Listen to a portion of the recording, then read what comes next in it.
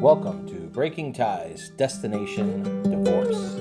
This is your go-to source for practical advice and support while you go through the divorce process.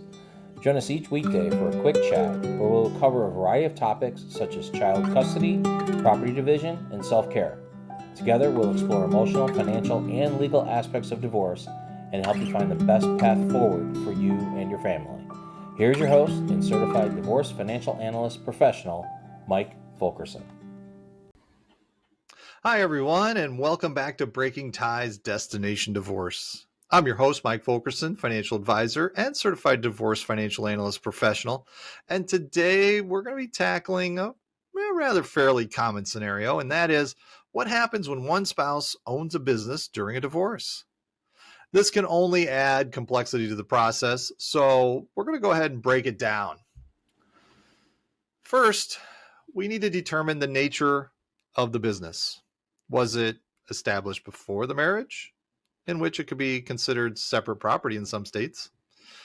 Was it started during the marriage, considered marital property in most states, or a combination of both? This distinction is crucial because it will influence how the business is handled in the divorce settlement. So, if the business is considered marital property, then it's going to need to be valued to determine its worth. And this might involve hiring a business valuation expert who will consider factors like financial statements, market value, future earning potential. Having a fair and accurate valuation is pretty important for an equitable division of assets. So we get the valuation. Then what do we have for options for the dividing up the business? Well, we got some potential outcomes here for the business in the divorce. And one is sell the business. Proceeds are then divided according to the court's decision. Pretty straightforward. You got the buyout, where one spouse buys the other spouse's ownership interest in the business. You got spousal ownership continues.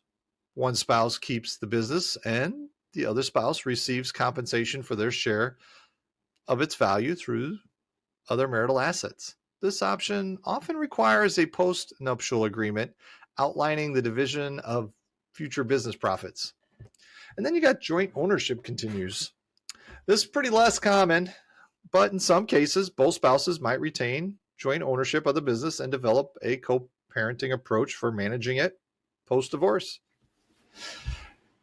And we're really going to want to consult with a legal professional on this. I mean, navigating the complexities of business ownership during divorce is probably best done with the help of a qualified professional. So an experienced divorce attorney really is going to be somebody you want on your team, and they're going to be able to advise you on the legal implications on your state laws and specific circumstances of your situation. They could also represent you in court if necessary to ensure a fair outcome regarding the business interest. And they could collaborate with the business valuation experts and other professionals to handle the process effectively. You're going to want to protect yourself, though, during this process. I mean, you want to gather important business documents like financial statements and tax returns. Consider separate bank accounts to avoid commingling marital funds with business finances. So remember, divorcing with a business owner spouse requires careful consideration and professional guidance.